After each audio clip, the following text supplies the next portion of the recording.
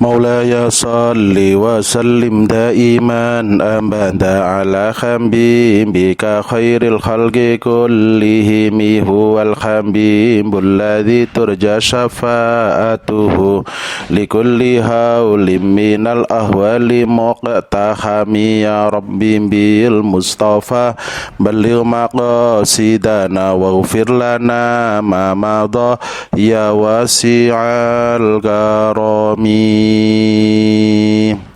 Assalamualaikum warahmatullahi wabarakatuh. Bismillahirrahmanirrahim. Subhanakallahumma rabbana la ilma lana illa ma 'allamtana innaka antal alimul hakim wa tub 'alaina innaka antat tawwabur rahim wa taqabbal minna innaka antas samiul alim wa 'allimna min ladunka ilman nafi'a ya dzal jalali wal ikram.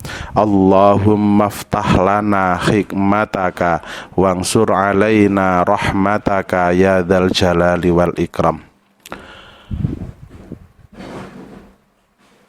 Al-Fatihah. A'udzubillahi minasyaitonirrajim. Bismillahirrahmanirrahim. Alhamdulillahirabbil alamin arrahmanirrahim maliki yaumiddin. Iyyaka na'budu wa iyyaka nasta'in. Ihdinas siratal mustaqim siratal ladzina an'amta 'alaihim ghairil maghdubi 'alaihim waladdallin. Amin ya rabbal alamin. Bismillahirrahmanirrahim. Alhamdulillahirabbil alamin wassalatu wassalamu ala sayyidina Muhammadin sayyidil mursalin wa ala alihi wa ashabihi ajmain. Qala al-muallifu rahimahullahu ta'ala wa nafa'ana bihi wa bi ulumihi wa maddana bi asrarihi wa anta alaina bi barakatihi amin ya rabbal alamin. Amma ba'du, hadratil muhtaramin wal muhtaramat, para alim, para ulama, para kiai, para ibu nyai, para ustadz, para ustadzah, para sepuh, para pini sepuh, tokoh masyarakat, tokoh agama, wabil khusus bapak-bapak, ibu-ibu, jamaah sholat subuh pengajian ba'da subuh Masjid Agung Kabupaten Sidoarjo yang semoga selalu dirahmati, dibarokahi oleh Allah Subhanahu wa ta'ala. Lanjutaken ngaos ibu bapak, hadis yang nomor 11 ya. Wa ani bin Umar, lan ya hadis saking Abdullah bin Umar radhiya muga-muga ngridani sapa Allah Gusti Allah anhuma saking Abdullah lan Umar bin Khattab. Kala dawuh sapa Ibnu Umar, kala dawuh sapa Rasulullah sallallahu alaihi wasallam,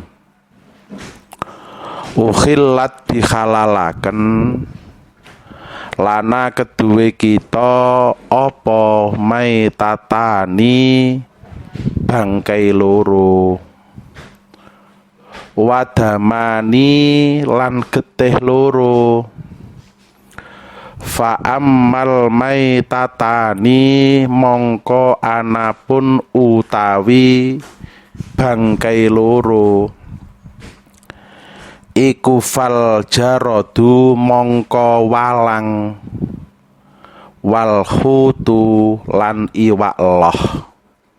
Iwak loh itu ikan air dulu kirangan kiai-kiai itu maknani khut itu adalah iwak loh. Wa ammad damani lan anapun utawi getih loro fal kabidu mongko iku ati wati halulan limpo. Akhraja ngetoaken hu ing hadis sapa Ahmadu Imam Ahmad wa Ibnu Majah lan Ibnu Majah wa fihi lan iku ing dalem hadis dhaifun utawi ana kang lemah, ana kang dhaif. Kita terjemah ibu bapak dari Ibnu Umar. Nama aslinya adalah Abdullah, anaknya Umar bin Khattab. Bahwa Rasulullah sallallahu alaihi wasallam bersabda, telah dihalalkan bagi kami dua bangkai dan 2 jenis darah. Adapun 2 bangkai itu ialah bangkai belalang dan bangkai ikan. Sedangkan 2 jenis darah itu ialah hati dan limpa. Disebut oleh Al-Ahmad dan Ibnu Majah. Tetapi dalam hadis ini ada unsur dhaifnya. Nah, itu.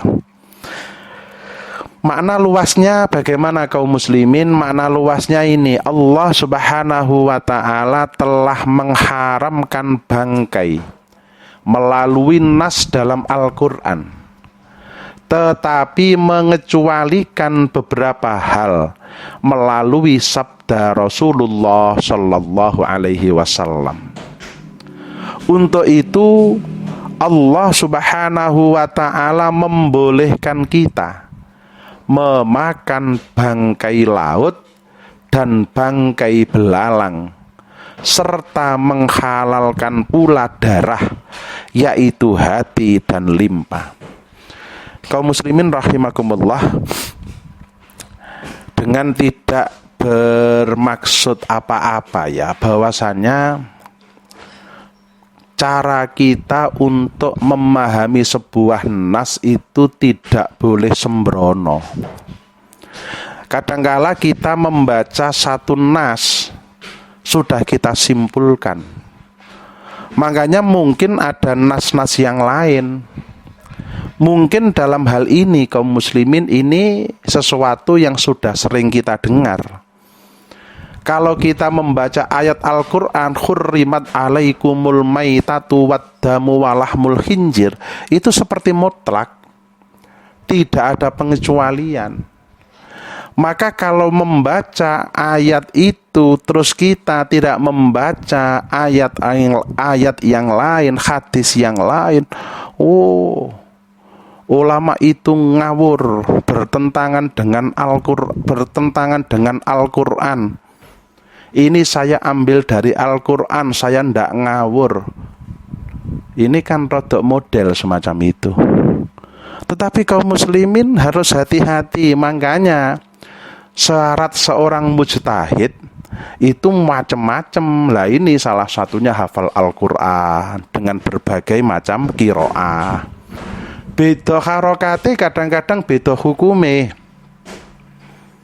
Lah Quran kan sama, kata siapa?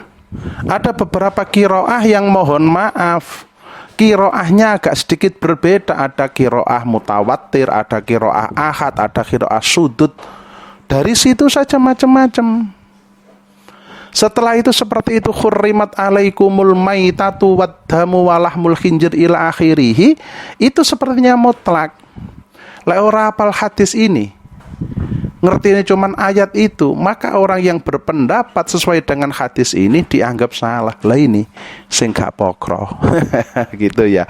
Makanya dalam kaitan ini kaum muslimin apalah ya aja gampang nyalahno wong. Kadang-kadang pengetahuan kita ndak sampai ke sana, pengetahuan kita nggak sampai ada hadis yang lain, mungkin ada ayat yang lain. Makanya di dalam ilmu-ilmu itu ada kita kenal, ada namanya muqayyad, ada am, ada tahsis, macam-macam ya. Itu semacam itu. Fikih hadisnya apa? Haram memakan bangkai, kecuali bangkai belalang dan bangkai ikan. Namun dalam masalah ini masih ada perselisihan pendapat. Imam Syafi'i dan Imam Abu Hanifah mengatakan bahwa bangkai belalang halal dimakan dalam keadaan apa saja, baik mati dengan sendirinya ataupun mati disebabkan oleh perbuatan manusia. Kaum muslimin rahimakumullah, betapa luas sebenarnya. Kalau kita melihat konteks hadisnya ya sudah. Tetapi sekarang para ulama masih membedakan bangkai belalang itu. Bangkai itu kan begini kaum muslimin. Ini mohon maaf, kita ngomong fikih secara terperinci. Apa sih bangkai? Bangkai adalah semua binatang yang mati, yang tidak halal dimakan darahnya dengan cara apapun. Itu bangkai. Saya ulangi. Bangkai adalah semua binatang yang mati yang tidak halal dimakan dagingnya dengan cara apapun. Sudah. Kucing itu haram dimakan dagingnya. Mati disembelih, mati sendiri, mati diracun, mati apapun, maka hukumnya bangkai karena dagingnya haram untuk dimakan. Yang kedua, bangkai yang kedua adalah hewan yang halal dimakan dagingnya tetapi matinya tidak melalui sembelihan syar'i. Nah, ini juga ada sapi. Itu halal dimakan dagingnya tetapi matinya tabrak trek, umpamanya begitu. Maka tidak pakai sembelihan yang syar'i. Itu juga hukumnya bangkai. Lah sekarang mohon maaf, ini ada perbedaan ulama, ada perbedaan para imam-imam mujtahid, bukan Imam Sa'duddin loh ya. Imam Asy-Syafi'i, Imam Abu Hanifah menyimpulkan binatang belalang itu kok mati dengan cara apapun, mbah dhek niku mabur, ketabrak brek mati, utawa sakit mati. Lah belalang apa bisa sakit? Ya mungkin bisa, cuman ndak ana rumah sakit gitu. Oke, mati. Atau matinya ya karena ditutuk orang mati. Maka menurut Imam Syafi'i dan Imam Abu Hanifah halal dimakan, ya. Entah dagingnya, lek dagingnya nanti terus sikile gak halal ya, ya halal dimakan gitu aja ya, tidak hanya dagingnya. Imam Malik dan Imam Ahmad bin Hambal mengatakan bahwa bangkai belalang tidak halal dimakan kecuali belalang yang mati karena perbuatan manusia, seperti sebagian anggota tubuhnya dipotong, direbus, dilempar ke dalam api dalam keadaan hidup, atau dipanggang. Jika belalang mati dengan sendirinya, maka hukumnya haram dimakan. Wah, luar biasa. Kok ono belalang sakit komplikasi mati, lah itu haram dimakan. Maksudnya ngeten lho niki mboten. Ini sedikit guyon. Maksudnya bahwasanya pendapat Imam Malik dan Imam Hambali ini belalang ini halal dimakan apabila matinya disebabkan manusia, gak mati karepe dhewe. Lek mati karepe dhewe ini ndak halal dimakan. Ma'asyiral muslimin rahimakumullah, menandaskan apa yang saya sampaikan di atas. Lah ini podo ngalime Imam Syafi'i, Imam Abu Hanifah, Imam Maliki, Imam Ahmad bin Hambal podo ngalime, kok berbeda pendapat? Ya karena yang dibaca sangat banyak kaum muslimin. Ada kaidah-kaidah yang dibaca. Makanya alangkah seyogjanya bagi kita ndak usah sok-sokan untuk jadi mujtahid. Cukuplah kita membaca pendapat-pendapat beliau yang insya Allah kita sangat yakin, hakul yakin beliau adalah ngalimnya kamil, ngalimnya sempurna, penghafal Al-Quran dengan segala qiraahnya, penghafal ribuan hadis, pencipta metodologi istimbatul hukmi dan lain sebagainya. Wah ini kan kita lebih aman. Maca satu hadis tok wis nyawalah nih orang-orang yang membaca puluhan ribu hadis, itu kan luar biasa. Adapun ikan, menurut madhab jumhuril ulama semuanya halal dimakan, baik mati karena perbuatan manusia atau terkena ombak laut ke tepi pantai lalu melompat ke dataran lalu mati. Demikian pula haram dimakan ikan yang mengapung dengan keadaan mati, tetapi menurut Imam Syafi'i hukumnya halal dimakan. Kalau ikan kaum muslimin hampir semua mengatakan ya mati kayak apapun caranya halal. Walaupun juga ada sebagian yang mengatakan lek mati karepe dhewe. Mbuh salah alamat mungkin ikannya. Melompat ning dataran kecepek mati. Nah, itu ada yang mengatakan haram. Tapi lek coro Imam Syafi'i alhamdulillah, imam yang banyak kita anut ya, itu sama seperti belalang, mati model kayak apapun halal untuk dimakan. Yang kedua, haram memakan darah. Darah itu semua haram, tidak boleh dimakan. Kecuali hati dan limpa, maka ia halal dimakan. Tidak boleh Pak darah itu. Makanya ya harus dibersihkan, tidak boleh. Kadang-kadang disembelih itu darahnya diambil, terus digoreng. Katanya enak, Masya Allah, na'udzubillah. Tidak boleh. Itu haram untuk dimakan. Hadis nomor 12 an Abi Hurairah radhiyallahu anhu, ya hadis saking Abu Hurairah radhiyallahu muga ngridani sapa Allah Gusti Allah anhu saking Abu Hurairah.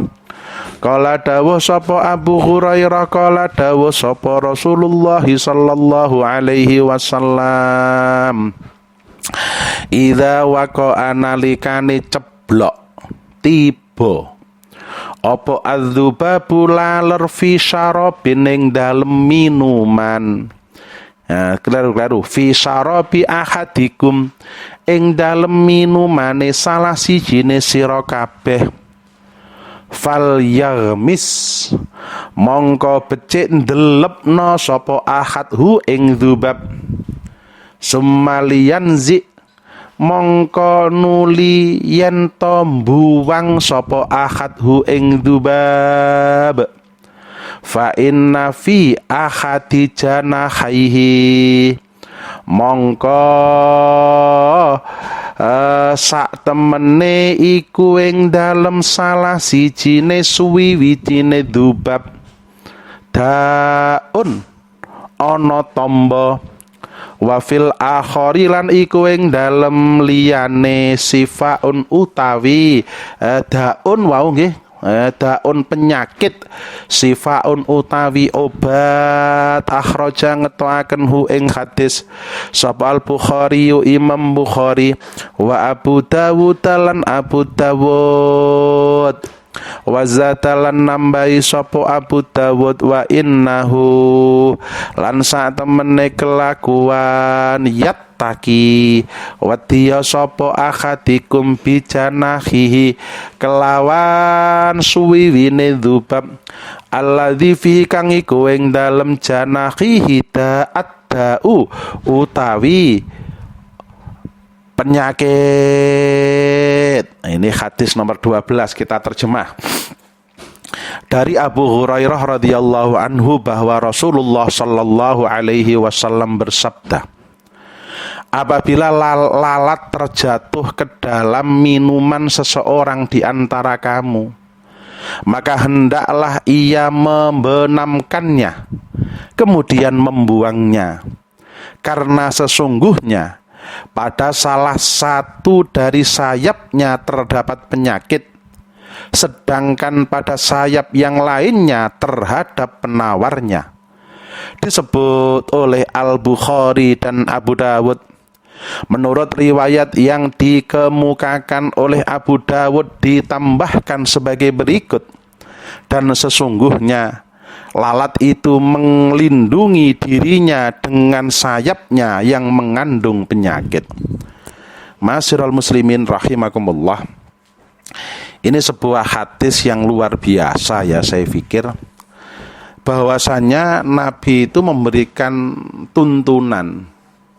Ya, tapi ini sebuah pilihan, tidak harus. Kalau ada minuman itu kemasukan lalat, lalatnya mati. Lah itu menurut Nabi delepno pisan, lep terus dibuang. Setelah itu diminum sing kolu. Lek mungkin ada memang wah mboten Ustaz kula bucal monggo. Tetapi bahwasannya sebenarnya ini ta'abudiyah dan telah dibuktikan. Sayap lalat itu dua-duanya, satu membawa penyakit, yang satu membawa penawar. maka ya monggo. Kalau memang kolu tadi ya betul-betul kolu ya, kalau ditelepno terus mantan penyakitnya masuk, ditawarkan oleh sayap yang sebelahnya yang membawa obat, ngoten ya, bawa obat. Kita lihat makna luas hadisnya. Lalat binatang yang sangat mengganggu ketenangan manusia. Oleh karena itu Rasulullah Shallallahu Alaihi Wasallam bersabda bahwa apabila lalat terjatuh ke dalam air, maka sayap sebelah kirinya mengandung penyakit. Cara menawarkan penyakit ini ialah dengan menenggelamkan lalat tersebut agar manfaat dari sayap lain yang mengandung obat, yaitu sayap yang sebelah kanannya dapat diambil. Hal itu membuktikan kemukjizatan Nabi Shallallahu Alaihi Wasallam, dan sebenarnya telah pun diakui oleh ilmu pengetahuan modern melalui mikroskop. Ini sudah dibuktikan. Nah, ini menunjukkan Rasul kala itu belum ada mikroskop, belum ada penelitian yang sangat canggih, tetapi Rasul karena wahyu taunya. Makanya layantiku anil hawa in huwa illa wahyu yuha, ya karena wahyu, bukan karena penelitian lek Nabi itu. Lah sekarang dibuktikan dengan penelitian. Fikih hadis, boleh membunuh lalat apabila ia terjatuh ke dalam minuman atau makanan, yaitu dengan menenggelamkan kedua sayapnya yang di dalamnya mengandung obat penawar. Ini yang pertama. Loh, lak mateni lalate to. Wong kopine cek panas lep, lak mateng menisan ngoten ya. Tapi nun sewu lho, hadis ini tidak menerangkan boleh dimakan lalatnya. Niku lak mondakno momen ya. Nek wong kok terus makan lalatnya, bukan. Lalatnya dibuang. Tadi keterangannya lalatnya harus dibuang, ngoten ya. Yang kedua, apabila lalat mati dalam cairan, maka cairan itu tidak menjadi najis karenanya.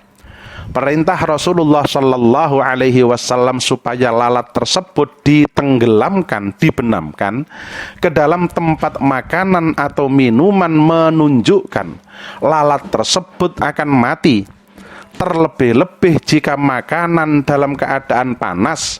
Ini juga menunjukkan bahwa bangkai hewan yang tidak ada darahnya tidak najis, atau dikatakan najis tapi najis ma'fu, najis yang dimaafkan. Nah, kapan-kapan kalau memang kita ada waktu, kita akan ngaji khusus kitab yang terkenal Fathul Jawad.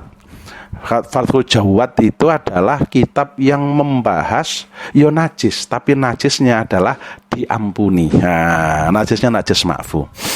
3, ini merupakan mukjizat Nabi Muhammad sallallahu alaihi wasallam yang telah membuktikan adanya penyakit dan penawar pada kedua sayap lalat. Ilmu kedokteran modern mengakui kebenaran hikmah ini melalui mikroskop, bahwa pada sayap kiri lalat terdapat zat beracun yang tidak ada obatnya kecuali dengan zat lain yang ada pada sayap sebelah kanannya. Dibuktikan. Tapi sekali lagi ya, ibadah itu bukan mencari hal yang lain.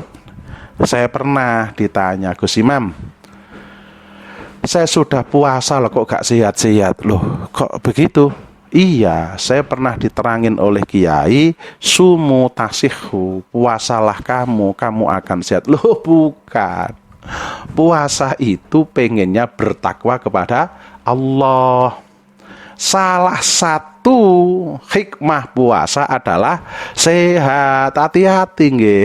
Ngoten lho nggih. Ini semacam kita menenggelamkan lalat itu ya karena melakukan perintahnya Rasul. Ngoten lho, Rasul. Berobat merupakan sesuatu yang dianjurkan, dan karenanya seseorang tidak dibenarkan membiarkan dirinya dibinasakan oleh penyakit tanpa hanya terserah berserah diri dengan cara bertawakal yang salah.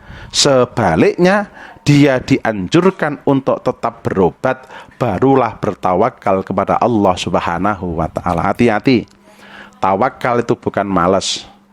Pak, zaman sakit, berobat mau aku tawakal. Hati-hati, tawakal bener apa males? Gitu ya.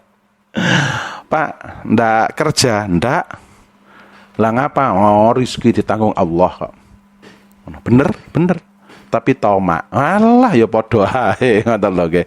Dadi hati-hati, beda antara tawakal dengan males. Rabbi fangfa'na bi barakatihim wahdinal husna bi hurmatihim wa amitsna fi tariqatihim wa mu'afatim minal fitani. Bismillahirrahmanirrahim. Allahumma inni astaudi'uka ma 'allamtanihi fardudhu ilayya inda hajati ilaihi wa la tunsinihi ya rabbal alamin. Subhanakallahumma wa bihamdika asyhadu an la ilaha illa anta astaghfiruka wa atubu ilaik. Assalamualaikum warahmatullahi wabarakatuh.